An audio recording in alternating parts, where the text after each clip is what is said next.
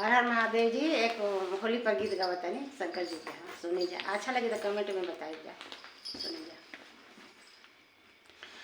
अरे गौरा के बौरा दुलावा सबके दीवाना बनवले बा।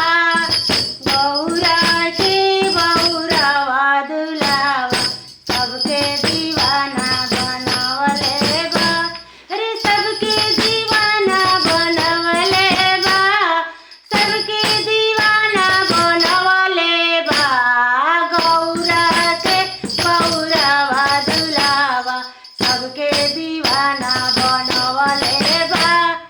अपने घूमे बतावलवा, अपने घूमे बतावलवा। अरे गौरा ला मनसल मंगवले बा, गौरा ला मनसल मंगवले बा। गौरा के बौरा दुलावा सबके दीवाना बनवले बा।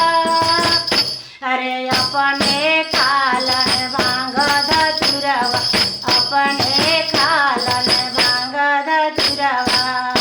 अरे गौरा ला बर्फी मंगवले बा, गौरा ला बर्फी मंगवले बा।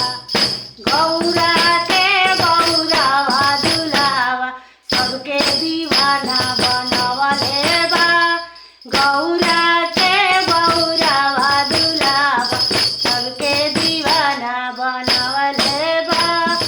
अपने पैरत मिर्गा के छाला, अपने पैरत मिर्गा के छाला।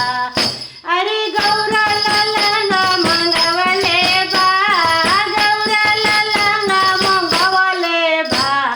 गौरा के बौरा दुलावा सबके दीवाना